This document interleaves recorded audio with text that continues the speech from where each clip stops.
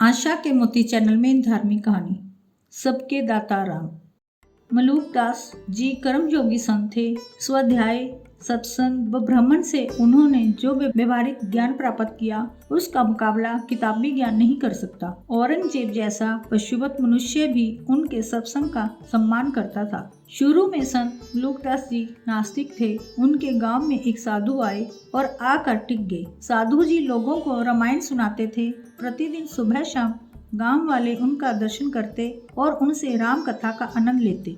संजोग से एक दिन मलूकदास जी भी राम कथा में पहुंचे। उस समय साधु महाराज ग्रामीणों को श्री राम की महिमा बताते कह रहे थे, श्री राम संसार के सबसे बड़े दाता हैं। वह भूखों को अन्न, नंगों को वस्त्र और आश्रयहीनों को आश्रय देते हैं। मलूकदास ने भी साधु की ये बात सुनी पर उनके पल्ले नहीं पड़ी। उन्होंने अपना विरोध जताते तर्क किया, क्षमा करें महात्मन, यदि मैं चुपचाप बैठकर राम का नाम लूं, कोई काम ना करूं, तब भी क्या राम भोजन देंगे? साधु ने पूरे विश्वास के साथ कहा, अवश्य देंगे। उनकी दृढ़ता से मलूकदास के मन में एक और प्रश्न उभरा तो पूछ बैठे, यदि मैं घनघोर जंगल में अकेला बैठ जाऊं तब?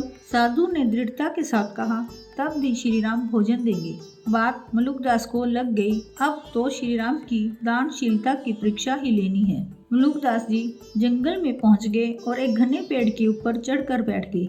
चारों तरफ ऊंचे ऊंचे पेड़ थे, झाड़ियां थी दूर दूर तक। फैले जंगल में धीरे धीरे खिसकता हुआ सूर्य पश्चिम की पहाड़ियों के पीछे छिप गया। चारों तरफ अंधेरा फैल गया, मगर न मलूकदास को भोजन मिला न वह पेड़ से ही उतरे। सारी रात बैठे रहे।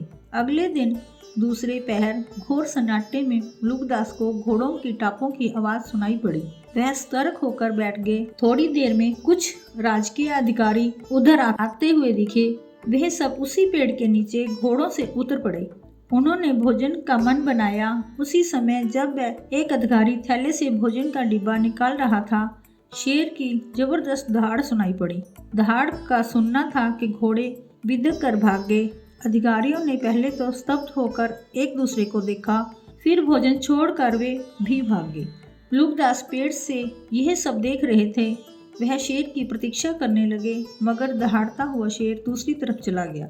मलूकदास को लगा श्री राम ने उसकी सुन ली है, अन्यथा इस घनघोर जंगल में भोजन कैसे पहुंचता। मगर मलूकदास तो मलूकदास ठहरे। उतरकर भला स्वयं भोजन क्यों करने लगे? वह तो भगवान श्री राम को परख रहे थे। तीसरे पहर में डाकुओं का एक बड़ा दल उधर से गुजरा। पेड़ के नीचे चमकदार चांदी के बर्तनों में विभिन्न प्रकार के व्यंजनों के रूप में पड़े भोजन को देखकर डाकू ठिठक गए।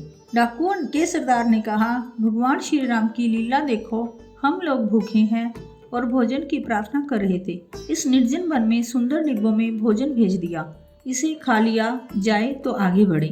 मलूकदास को हैरानी हुई कि डाकू भी श्री राम पर इतनी आस्था रखते हैं कि वह भोजन भेजेंगे। वह यह सब सोच ही रहे थे कि उन्हें डाकू की बात में कुछ शंका सुनाई पड़ी। एक साथी ने सावधान किया, सरदार, इस सुनसान जंगल में इतने सजे धजे तरीके से सुंदर बर्तनों में भोजन का मिलना मुझे तो रहस्यमय लग रहा है।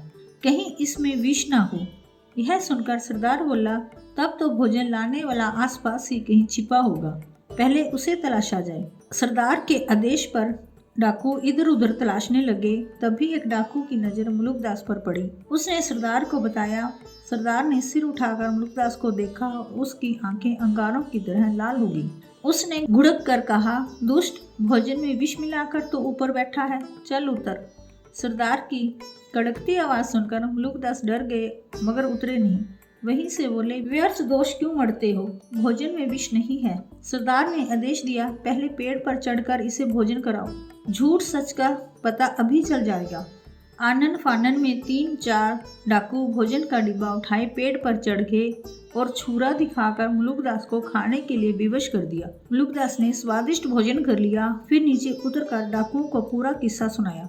डाकुओं ने उन्हें छोड़ दिया। वह स्वयं भोजन से भाग रहे थे, लेकिन प्रभु की माया ऐसी रही कि उन्हें भोजन करा दिया। इस घटना के बाद मलूकदास ईश्वर के पक्के भक्त हो गए। गांव लौटकर मलूकदास ने सर्वप्रथम एक दोहा लिखा, अजगर करे ना चाकरी, पंछी करे ना काम, दास मलूका कह गए सबके दाता राम। यह दोहा आज खूब सुनाया जाता है। आपके कर्म शुद्ध हैं, आपने कभी किसी का अहित करने की मंशा नहीं रखी, तो ईश्वर आपके साथ सबसे ज्यादा प्रेम पूर्ण भाव रखते हैं। छोटे बड़े की भावना ईश्वर में नहीं है, ये विकार तो मनुष्य को क्षीण करते हैं। जय श्री राम।